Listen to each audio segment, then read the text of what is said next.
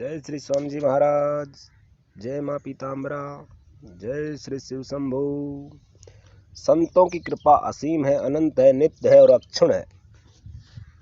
इस ग्रंथ का श्रद्धापूर्वक पठन और श्रवण तथा मनन करना अत्यावश्यक है।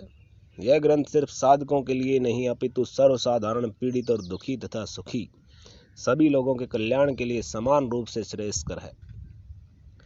किसी भी तरह से निराश, दुखी, प्रताड़ित, शत्रु बाधा, तंत्र बाधा, पितृ बाधा, भयंकर बीमारियों से ग्रस्त, मानसिक रूप से बीमार, ग्रह क्लेश या जो भी आपके जीवन में आपकी इच्छाओं के विरुद्ध कार्य होते हैं, तो आपको शीघ्र किसी संत की शरण लेनी चाहिए और माँ भगवती और भगवान शिव की पूजा पाठ कर अपने प्रारब्ध को काटकर अपने जीवन को सफल बना सकते हैं। इसके लिए आप इन अध्यायों का पूरी लगन व विश्वास के साथ प्रतिदिन पूरा श्रवण में मनन करें। स्वामी जी महाराज, माँ पीताम्बरा, भगवान शिव आपकी मनोकामना अवश्य पूर्ण करेंगे। हमने बिना किसी लाग लपेट के श्री स्वामी कथा सार को आप तक पहुंचाने का प्रयास किया है। कोई गलती हो तो उसे इग्नोर करें व आगे उसमें सुधार कर अच्छी तरह प्रस्तुत किया जाएगा। इसलिए वीडियो को लाइक कर कमेंट में जय श्री स्वामी जी महाराज, जय माँ पीताम्बरा लिखना अनिवार्य है, जो आपकी माँ व स्वामी जी महाराज वह अपने धर्म के प्रति आस्था को दर्शाता है। और इस चैनल पर बहुत से ब्रह्मलीन व जीवित संतों के संस्मरण उनकी आज्ञा से प्रस्तुत किए जाएंगे। हम ऐसे संतों के सानिध्य से अपने जीवन में मार्गदर्शन प्राप्त कर रहे हैं, वे आपको भी उनकी शरण प्राप्त करने में सहायता प्रदान करेंगे। जय माँ पीताम्बरा, जय माँ कामाख्या, जय श्री स्वामी जी महाराज की जय। श्री गणेशाय नमः। श्री स्वामी कथासार पंचदश अध्याय। मैं श्री स्वामी कथासार के 15वें अध्याय का पाठ कर रहा हूँ। आप इसका ध्यान पूर्वक श्रद्धा भाव से श्रवण करें। भाई महाराज आपकी मनोकामनाएं पूर्ण करेंगे।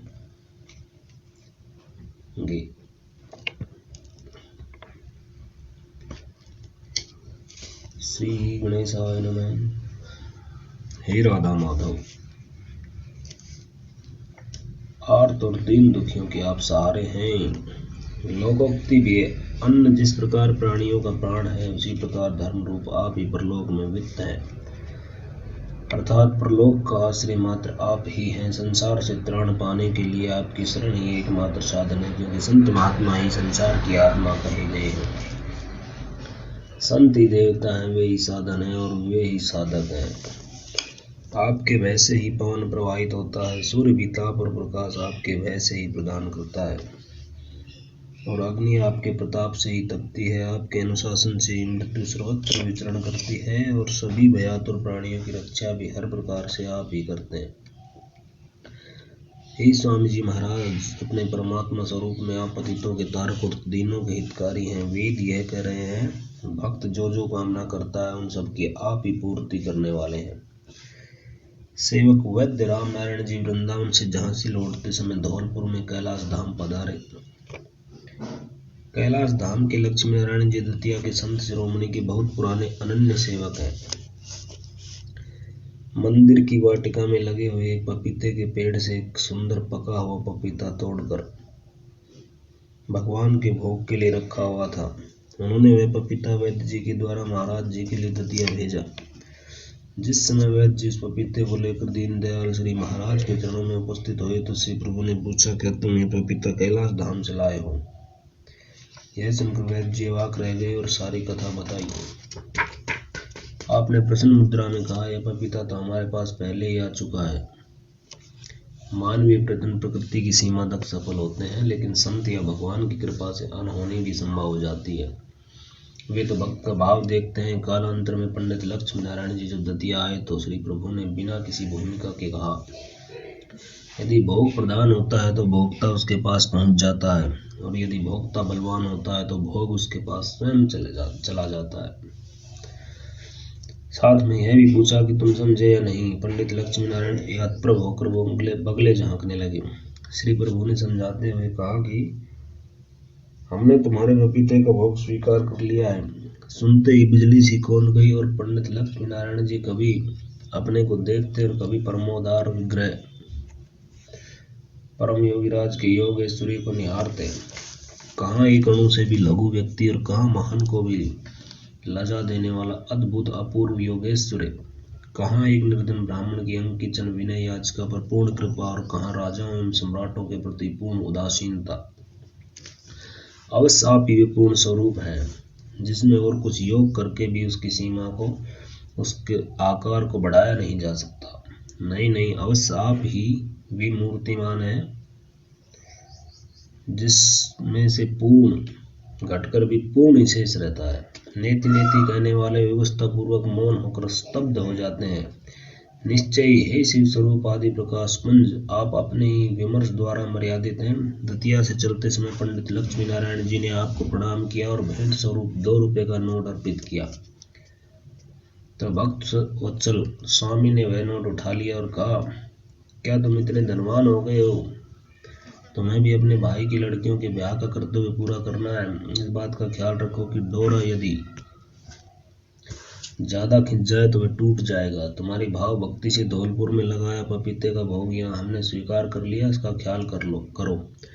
लो यह नोट हम तुमको वापस देते हैं, इसे संभाल कर रखना, इसका व्यय मत करना। दीनता पूर्वक भक्त ने कहा, मुझसे भूल हो गई। आप तो साक्षात शिव शंकर हैं, आप तो भक्त की भाव भक्ति पर ही खुश रहते हैं। मुझे जो अनमोल रत्न मिला है उसे कभी नहीं खोऊंगा। पंडित जी गदगद हो उठे। आशीष वचन सुनकर धौलपुर लौट आए और उस नोट का एक ताबीज बनवाकर गले में धारण कर लिया। तब से कोई आर्थिक संकट उन पर नहीं आया।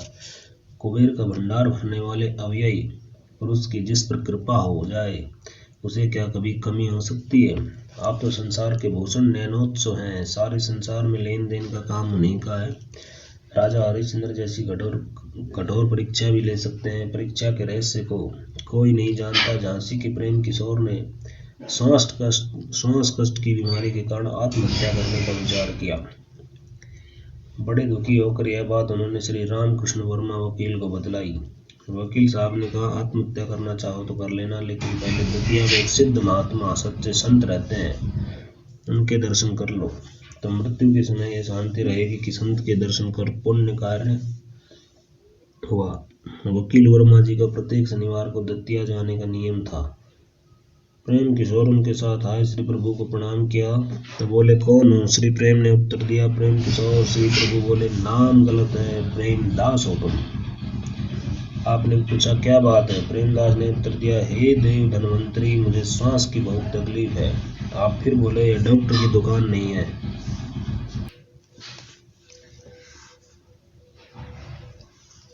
प्रेमदास चुपचाप बैठे रहे।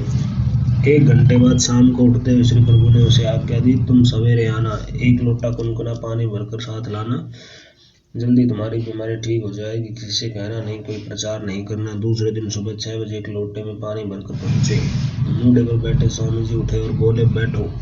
फिर तकिए के नीचे नेति क्रिया हेतु 2 मीटर की कपड़े की पट्टी ला कर दी और उसकी क्रिया अपने सामने कराई। इसके बाद फरमाया, दवाई भी दूंगा सोमवार को, तूने देखा नहीं सभी मर्ज पर चलती हैं, तेरा काम इसी से हो जाएगा। एक दिन हे राज राजेश्वर आपने प्रेमदास से पूछा, कैसे हो? प्रेमदास ने उत्तर दिया, हे स्वामी, ठीक नहीं हूँ। यह सुनकर आप एकदम एक सैनिक की तरह मूढ़े से उठे, बोले, चलो अंदर आंगन में। हाँ, स्वामी जी मूढ़े पर विराजमान हो गए और प्रेमदास श्री चरणों के बहुत पास सिर झुकाए बैठ गए, इस प्रयत्न में कि श्री चरणों को दबा सके। सच्चे संत की चरण सेवा बड़े भाग्य से मिलती है। गुरु की सेवा बड़ी कठिन है। साकार स्वरूप की सेवा करके गुरु तत्व को पाया जा सकता है। अपने निजी सेवक को श्री प्रभु ने आज्ञा दी, 1 पपीता लाओ। आपने पपीता हाथ में लिया और उसे खूब देखा और कहा, हाँ ठीक है। पपीते का वजन करीब 2 किलो था। श्री प्रभु ने फिर कहा, इसे मेरे सामने खाओ, जाते समय 1 और ले जाना। इसके बाद एक बार खरीद कर खाना। और अपने कर कमलों द्वारा पपीता काट कर प्रेमदास को खिलाया। श्री प्रेमदास 20 दिन से लगातार बीमार चल रहा था। डॉक्टर परेशान था। प्रेमदास को अंदर ही अंदर यह आभास था कि यह परेशानी किसी तांत्रिक जादू टोने के कारण हुई है। संपत्ति को लेकर झगड़ा चल रहा था और विरोधी लोग इन पर अभिचारक प्रयोग करवाया करते थे। फिर सोचते, इतने बड़े दरबार की कृपा है तो किसी का क्या डर। पपीता खाने के बाद एकदम ठीक हो गए। एक दिन एक मंत्र भी श्री प्रभु ने इनको देकर कहा, मुंह में रखना, उच्चारण मन में, कोई भी आक्रमण होगा कट जाएगा। तुमको मैंने ब्लैंक चेक दे दिया है, किसी अभिचार का तुम्हारे ऊपर प्रभाव नहीं होगा। एक दृष्टांत कहा कि एक बार दुर्वासा ऋषि महाराज अम्बरीश पर क्रोधित हो गए और उन्होंने एक कृत्या नामक राक्षसी को पैदा किया जो अम्बरीश को खाने के लिए दौड़ी। भक्त की यह दुर्दशा भगवान से देखी नहीं गई। उन्होंने सुदर्शन चक्र को आज्ञा दी। उसने कृत्या को मारकर दुर्वासा ऋषि का पीछा किया। वे तीनों लोकों में भागते फिरे पर किसी ने उनको आश्रय नहीं दिया। अंत में महाराज अम्बरीश के चरणों पर ही आ गिरे, तब उनकी रक्षा हुई। हे महोदय, आपने प्रेमदास को ब्लैंक चेक दे दिया। त्रिलोक में कौन है जो उसे कष्ट पहुंचा सके। एक बार दतिया प्रदेश में वर्षा न होने के कारण भयंकर सूखा पड़ा। लोगों ने तरह तरह के पूजा पाठ और मन्नतें मनाई, परंतु पानी की एक बूंद भी नहीं गिरी। भीषण हाहाकार हो रहा था। दतिया के लोगों ने मिलकर विचार किया कि साक्षात वरुण से प्रार्थना की जाए। दुष्ट लोगों ने भी सोचा कि चलो साथ चलते हैं, मजा रहेगा, उस साधु की हंसी उड़ाने का मौका मिलेगा। संत असलियत जानते हैं, इसलिए वे ये आदमी के विचार परिवर्तन करा सकने में समर्थ होते हैं। संत हृदय तो अति निर्मल और कोमल होता है। आपने कहा पानी गिराना परमात्मा का काम है। समाज हित के लिए मैं भगवान से प्रार्थना करूंगा। जो सच्चे भाव से प्रार्थना और प्रयत्न करते हैं उनके भगवान सहायक हो जाते हैं। उसके बाद महाराज जी ने आंख मूंद ली और माता से कहा, हे जगत जननी, दतिया जनपद बिना पानी के त्रस्त हो गया है। हे महिषासुर का नाश करने वाली जगदम्बा, अपने पुत्रों की रक्षा के लिए आप हाथ में तलवार धारण करती हैं। आपके भक्त पानी बिना बड़े संकट में हैं और आपसे प्रार्थना करते हैं कि वर्षा का अमृत पान कराएं। हे विश्वम्भर, आपके श्रीमुख से ऐसा कहने पर घनघोर वर्षा हुई। दुष्ट लोग जो हंसी उड़ाने के लिए आए थे चुपचाप वहां से खिसक गए। यह आश्चर्य देखकर बहुत से नास्तिक लोगों का हृदय परिवर्तन हो गया। वे समझ गए कि यह कोई जरूर सिद्ध योगी है और वे आत्म कल्याण की दिशा में अग्रसर हो गए। इसी प्रकार एक बार और भी बड़ा भारी अकाल वहां पड़ा। तब दतिया के एवं आसपास के निवासियों ने आपके प्रिय भक्त मोहनलाल वैद्य चतुर्वेदी को प्रभु के श्री चरणों में इस आपत्ति से बचाने की प्रार्थना करने के लिए भेजा। आपकी लीला अपरंपार है। हे पुरंदर, आपने वैद्य जी से कुछ घी और कुछ शहद भेजने को कहा तथा वैद्य जी से अपने घर जाने के लिए कह दिया। 2 घंटे के भीतर ही पूरे दतिया प्रदेश में भारी बारिश हुई। इस प्रकार आपकी लीलाएं बहुजन हिताय होती थी। हे चतुर्वेदज्ञ, आपने वैदिक ऋचाओं में यह कहा है, आपो मयो जीव, ये जीव सृष्टि जल तत्व के आधार पर ही कायम है और आपकी बनाई हुई है। हे प्रभु, आप शरणागतों पर कृपा कर ब्रह्म ज्ञान देने के लिए भूतल पर अवतरित हुए हैं। महादेव के डमरू की ध्वनि के समान आपकी महिमा अनंत एवं अपार है। इलाहाबाद में पूर्ण कुंभ का मेला लगा हुआ था। हर व्यक्ति कुंभ स्नान के लिए भाग रहा था। श्री प्रभु अपनी बगिया में एकांत में मूढ़े पर बैठे थे। भक्त सेवक अपने अपने कार्य में व्यस्त थे। श्री प्रभु का एक अत्यंत गरीब वृद्ध भक्त सेवक भोला से कह रहा था कि महाराज जी, श्री प्रभु के दर्शन चाहता है, आप उनसे इजाजत ले लें। इजाजत मिलने के बाद उसने अंदर जाकर आपको प्रणाम किया और चरणों में बैठकर रोने लगा। हे नित्य शुद्ध, आपने सहस ने पूछा, तुम क्यों रो रहे हो? अपने मनोभाव प्रकट कर बतलाओ। वृद्ध व्यक्ति ने उत्तर दिया, हे सदानंद वासुदेव, मैं वृद्ध होने से लाचार हो गया हूँ। आज मेरे सब परिवार वाले इलाहाबाद कुंभ स्नान के लिए गए हैं। मैंने अपने पुत्रों से गिड़गिड़ाकर प्रार्थना की, मुझे भी साथ ले चलो, लेकिन मुझ लाचार को अपने साथ नहीं ले गए। उसका मुझे बड़ा दुख हो रहा है। वे लोग अपने साथ इसलिए नहीं ले गए क्योंकि उन्होंने सोचा कि यदि भीड़ में बूढ़ा धक्का लगकर मर गया तो सिर आफत मोल कौन लेगा। हमको स्नान करने को मिल जाए तो भगवान की बहुत कृपा समझो। आपके दर्शनों से मन की बात ये कह देने से मुझे शांति मिलती है, इसलिए मैं आपके पास आया हूँ। इतने में बहुत से सेवक और भक्त वहां आकर बैठ गए। उनमें से एक भक्त ने वृद्ध से कहा, क्यों फजूल में रोता है?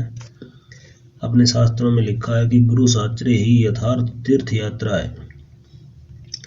गुरु चरणामृति यथार्थ तीर्थोदक है। गुरु के भीतर इष्ट दर्शन ही यथार्थ देव दर्शन है। गुरु को के समीप रहकर सदा गुरु सेवा ही सब तीर्थ सेवा है। गुरु को छोड़कर दूर देश स्नान करने से क्या होगा? अच्छा हुआ तुम्हारे बच्चे तुम्हें न ले गए। आजकल कुंभ में बड़ी दुर्घटना हो जाती हैं। हे प्रभु सहस्त्रपाद, आपने भक्त द्वारा दिए गए उपदेश को सुनकर आप बड़े जोर जोर से हंसने लगे और अन्य भक्तों को आवाज देकर बुलाया और कहा, तुम लोगों को मैं कथा सुनाता हूँ, कथा सुनोगे क्या? भक्त लोग बड़े प्रसन्न हुए। सबने एक स्वर में कहा, अवश्य महाराज। हे गुरुवरोत्तम, आपने विनोद पूर्वक कहा, एक सिद्ध संत के बहुत शिष्य थे।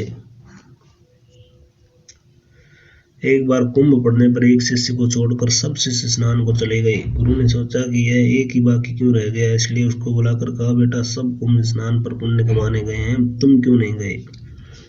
तुम भी चले जाते। शिष्य ने कहा, हे महाराज, यदि आपके सब कूकर चले जाते तो यहाँ पत्तल कौन चाटता। यह कथा सुनकर वहां हर्ष का वातावरण छा गया और उस शिष्य की निष्ठा पर तरह तरह की बातें लोग आपस में करने लगे। उस समय आप अत्यंत प्रसन्न थे। जो वृद्ध व्यक्ति कुंभ न जाने की असहायता पर रो रहा था, उसे आपने आज्ञा दी कि जाओ, आश्रम के बाहर जो हरिद्रा कुंड बना हुआ है उसमें स्नान करो, तुम्हें कुंभ स्नान का पूर्ण फल प्राप्त होगा। भारतीय संस्कृति में तीर्थों का प्रमुख महत्व रहा है। तीर्थ के अर्थ और स्वरूप को भक्तों के कल्याणार्थ हे पूर्ण ब्रह्म ज्ञान राशि आपने इस प्रकार समझाया। जिसके द्वारा मनुष्य तर जाते हैं उसे तीर्थ कहते हैं। शास्त्र, यज्ञ, पुण्य क्षेत्र, अवतार, ऋषियों से सेवित जल, मंत्री आदि अर्थ तीर्थ शब्द के लिए किए जाते हैं। इन सभी अर्थों में तरना इस सामान्य अर्थ का बोध होता है। अज्ञान रूपी नदी में सारा संसार डूबा हुआ है, इसलिए शास्त्र को तीर्थ कहा गया है। श्री प्रभु ने आगे यह कहा कि शास्त्रों में यज्ञ को तीर्थ इसलिए कहा जाता है कि यह भी देव पूजा तथा दान के द्वारा मनुष्य को दुखों से पार करता है। पुण्य क्षेत्र, काशी, प्रयाग आदि भी तीर्थ इसलिए कहे जाते हैं कि उनका भ्रमण करने से सद्भाव उदय होते हैं। जिनसे मनुष्य सांसारिक दुख से तर जाते हैं। अवतार तीर्थ इसलिए हैं कि साधु पुरुषों की रक्षा, दुष्टों का दमन, धर्म की स्थापना अवतार के मुख्य कार्य हैं। इससे जनता का उद्धार होने से अवतार भी तीर्थ कहे जाते हैं। ऋषि सेवित जल, गंगा, यमुना आदि को भी पाप निवारण का कारण होने से तीर्थ कहा गया है। परंतु यह विषय सूक्ष्म है। उपाध्याय या गुरु भी तीर्थ कहे जाते हैं क्योंकि शिष्य को सत्य ज्ञान प्रदान करके संसार से तारते हैं। मंत्री राज्य कार्य सुचारू रूप से चलाकर राष्ट्र पराई विपत्ति से तारने वाले होने से वे भी तीर्थ हैं। हे महातीत, इस प्रकार विनोदपूर्ण वातावरण में ही आपने उस वृद्ध के दुखों का हरण कर लिया और तीर्थ के गहन विषय को साधारण सरल रूप में समझाया। उस वृद्ध ने विनय पूर्वक कहा, प्रभु, आप सारे उपनिषदों के सार हैं, सभी वेद आपकी महिमा गा रहे हैं, आप देव देवेश तथा सर्वज्ञ हैं। आपने यह लीला दिखाकर सब संशय दूर कर दिए। हे गुरुमुखी भक्तों, परम तीर्थ रूपी सदगुरु के ऋण से मुक्त होना पड़ता है। इसमें गुरु आदेश मुख्य है। भाव सागर पार करना ही प्रथम कर्तव्य है। श्री स्वामी जी के गुरु का नाम स्वामी तारानंद जी था। जैसा कि भक्तों ने श्रीमुख से सुना था, वे पंजाब प्रांत में, संप्रति हिमाचल प्रदेश में बैजनाथ धाम तारापुर नाम के आश्रम में रहते थे। उनका शरीर गुजराती था। वे पढ़े लिखे कम ही थे किंतु धारा प्रवाह संस्कृत बोलते थे। पूर्ण वैरागी व त्यागी महात्मा थे। सन 1945 में उन्होंने शरीर त्याग दिया था। उस स्थान पर 3 तारानंद हुए, किंतु श्री प्रभु के गुरु तारानंद प्रथम ही थे, बाद के नहीं। तारानंद नाम प्रचलित नाम है। गुरु परंपरा में दिया गया नाम गुप्त रहता है तथा वह प्रचलित नहीं होता। शिष्य परंपरा ही वह गुप्त नाम जानती है। आश्रम से प्रकाशित श्री तारा कर्पूर स्तोत्र का समर्पण श्री प्रभु ने अपने गुरु को ही किया है। प्रमाणार्थ समर्पण के प्रथम श्लोक में श्री तारा मुनि भी बालोपी ग्रासम मुदे उद्धृत है। इसके पश्चात 100वें श्लोक में की टीका करते महाराज जी ने लिखा है कि श्री तारानंद स्वामी के अनुसार वाम मार्ग में पंच मकार अर्थ इस प्रकार है, मध्यमीनम जयमासम ताम परिस्वज्य नित्यम। पंचम कवि के पहाड़ पर तारा माई का मंदिर बनवाने का अर्थ श्री प्रभु ने अपने गुरु की प्रसन्नतार्थ ही किया था। गुरु पूर्णिमा पर एक बार एक भक्त हरगोविंद ने आपसे निवेदन किया कि गुरु पूर्णिमा के पावन अवसर पर हमेशा बारिश होती है, आज भी घनघोर वर्षा हो रही है। आपके भक्तों को बड़ा कष्ट उठाना पड़ता है क्योंकि पूजा के लिए सब लोग खुले चौक में खड़े रहते हैं। हे दीनानाथ, कई बार अकाल पड़ने पर आपकी ही कृपा से वर्षा हुई है। गुरु पूर्णिमा के दिन वर्षा न हो, बाकी दिन चाहे होती रहे।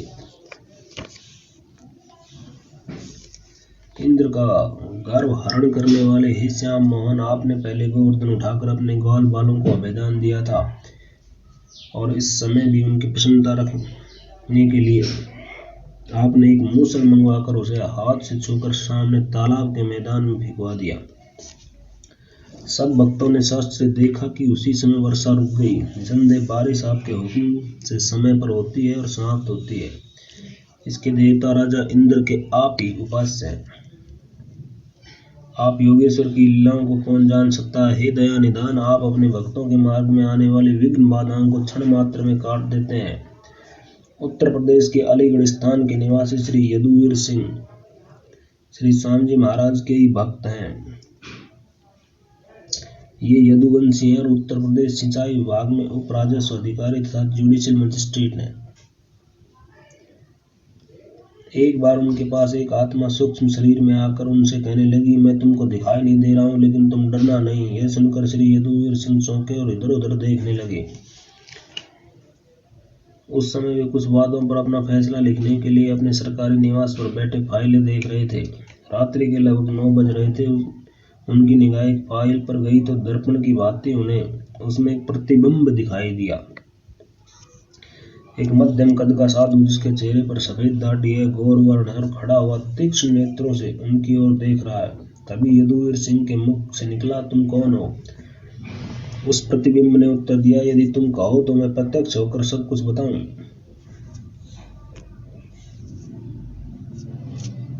ठाकुर के यहाँ कह देने पर वह आत्मा प्रत्यक्ष होकर उनके सामने मेज पर बैठ गई और कहने लगी, मैं और तुम पूर्व जन्म में गुरु भाई थे।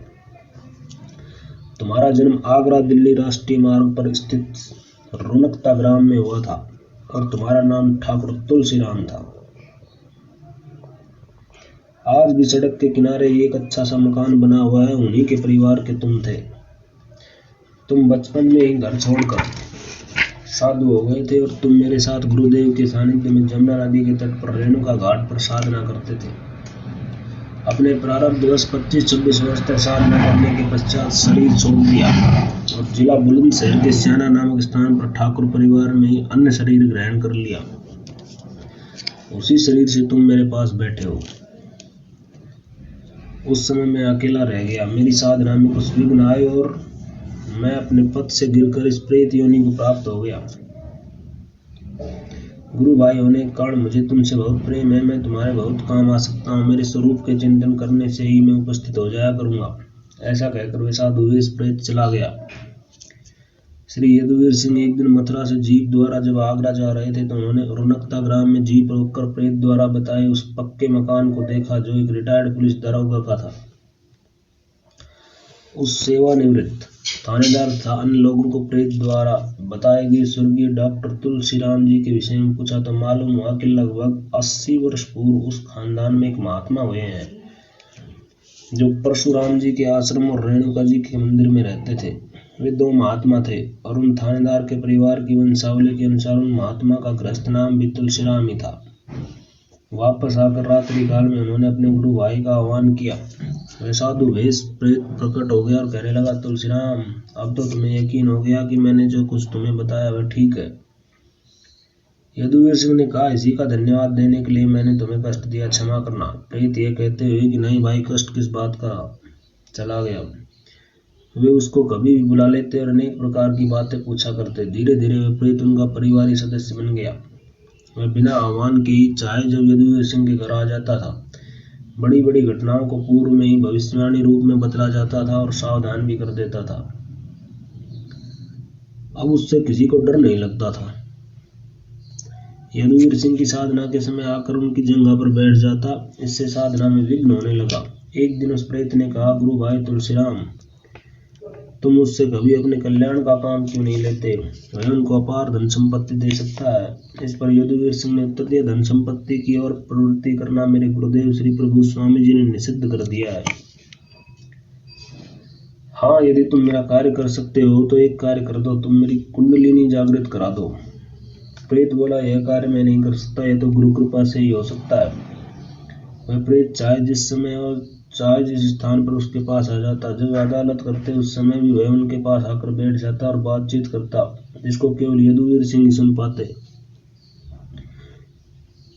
वे मुकदमा सुनते सुनते उस प्रेत की बातों का उत्तर देने लगते, जिसको सुनकर अभियुक्त, गवाह और वकील तथा पेशकार आदि सोचने लगते कि मजिस्ट्रेट साहब को क्या हो गया है।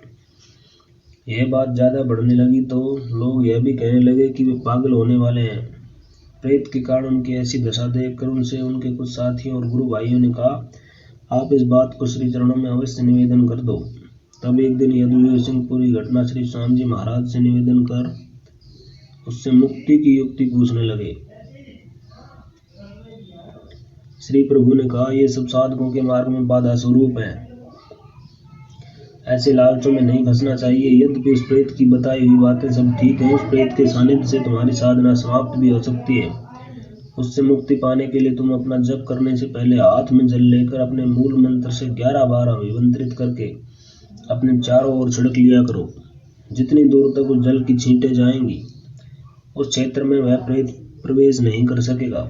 तब यदुवीर सिंह ऐसा ही करने लगे। इसके बाद वह प्रेत साधु 2-4 बार उनके पास प्रकट हुआ, परंतु दूर ही खड़ा रहा और आखिरी बार उसने कहा कि भाई तुलसीराम, तुमने तो अब आड़ लगा दी है, तुम हमसे बात ही नहीं करना चाहते, इसलिए अब मैं तुम्हारे पास नहीं आया करूंगा। इस प्रकार श्री गुरुदेव की कृपा से यदुवीर सिंह उस प्रेत बाधा से मुक्त हो सके। इस श्री स्वामी कथासार का पाठ और श्रवण घोर रूप से इस श्री स्वामी कथासार का पाठ और श्रवण घोर रूप से आई विपत्ति के समय घी का दीपक जलाकर और सुगंधित धूप से हवन के साथ करने से सर्व बाधा शांत होती है, विपत्तियां टल जाती हैं। इस अध्याय का नित्य पाठ करने वाले पर कभी भी विपत्तियां नहीं आ सकती।